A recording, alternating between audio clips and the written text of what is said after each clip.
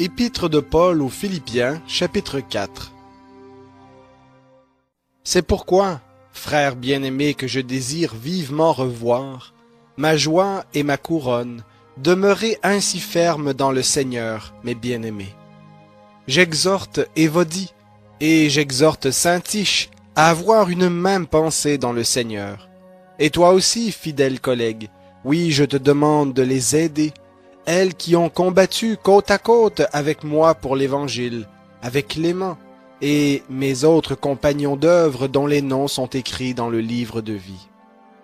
Réjouissez-vous toujours dans le Seigneur. Je le répète, réjouissez-vous. Que votre douceur soit connue de tous les hommes, le Seigneur est proche.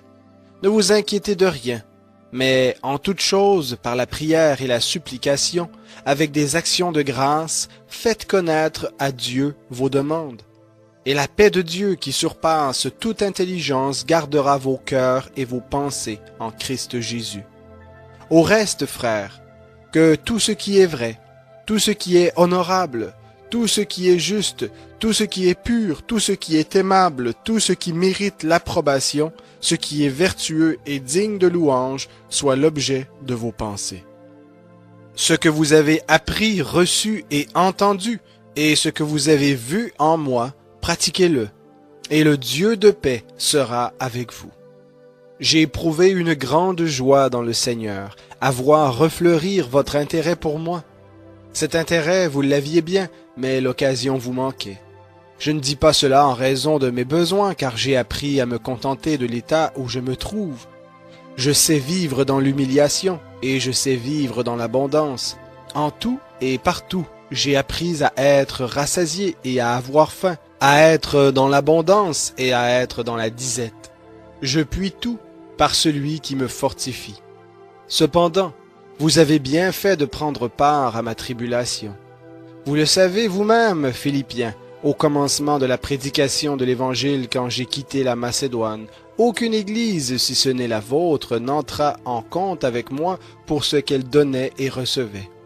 Vous avez été les seuls à le faire, car à Thessalonique déjà et à 2 reprises, vous m'avez envoyé de quoi pourvoir à mes besoins. Ce n'est pas que je recherche le don. Ce que je recherche, c'est le fruit abondant porté à votre compte. J'ai tout reçu, et je suis dans l'abondance. Je suis comblé, ayant reçu par Épaphrodite ce qui vient de vous comme un parfum de bonne odeur, un sacrifice que Dieu accepte et qui lui est agréable. Mon Dieu pourvoira à tous vos besoins selon sa richesse avec gloire en Christ Jésus.